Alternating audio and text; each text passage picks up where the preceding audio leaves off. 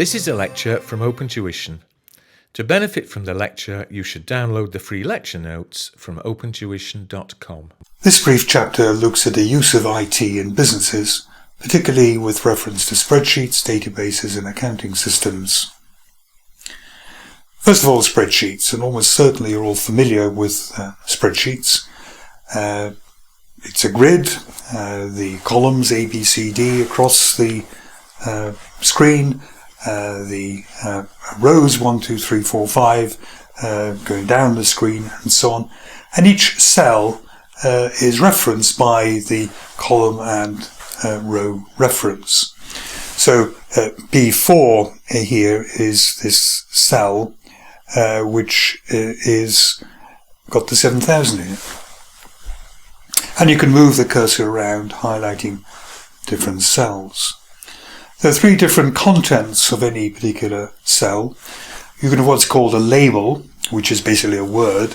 So what we have in here, in our label, is sales, costs and profits. Those are all labels or words or text, if you prefer. You can put in numbers. So here the 10,000 and the 3,000 are numbers which have been typed in as 10,000 and 3,000. But the real breakthrough, if you like, of spreadsheets, which separate them from just being a kind of complicated word processing, is the third type of content is a formula. And in cell B4, so this is saying we're looking at cell B4, which is here. Although what we see is 7,000, what is displayed to us as 7,000, what is actually in there is this formula, B2 minus B3. So 10,000 minus 3,000 gives us 7,000. The great thing, of course, is that if you were to change any of these numbers, if instead of sales of 10,000 you were to put in 11,000, this would immediately change then down here to 8,000. 11,000 minus 3,000. And of course they're relatively easy to set up. You can copy across, and as you copy across, all the references update and so on. And you could very quickly do a kind of January, February, March, etc. for 12 months by taking this little three little cells, copying them across and so on. And in this column, this here would then be referring to C2 minus C3, then D2 minus D3. Fantastically useful for budgets and cash flows and so on.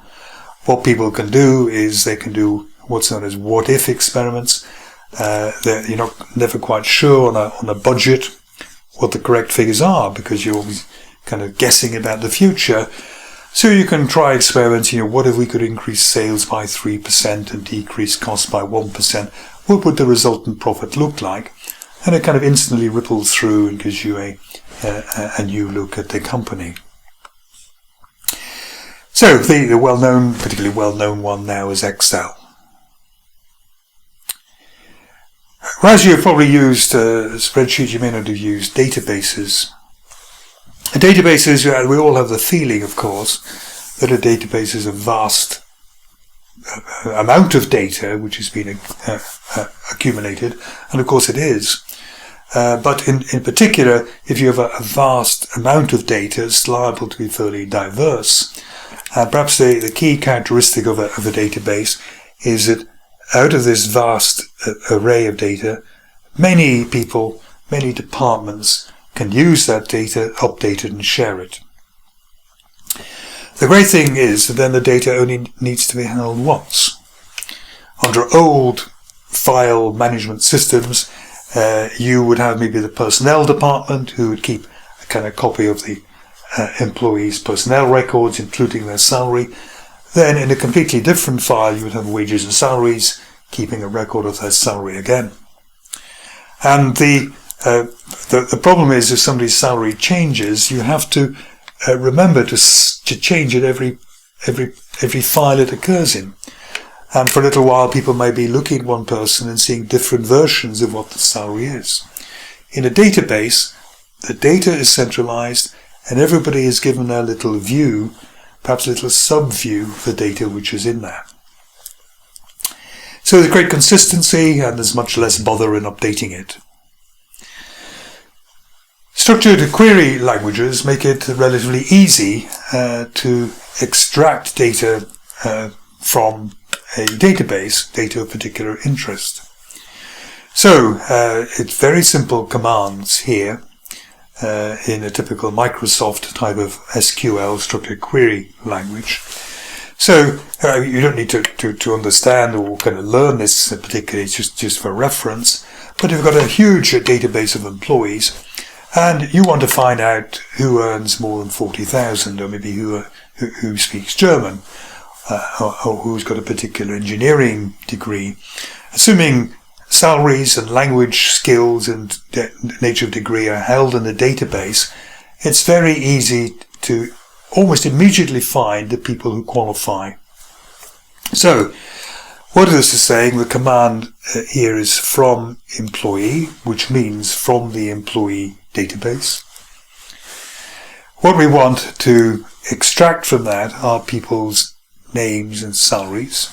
We don't want their address, we don't want their tax code, we don't want their staff appraisals, you just want name and salary. So, in other words, we're selecting or show just their name and salary. But we don't want everybody, we just want people who are paid over 40,000, so where the salary is over 40,000.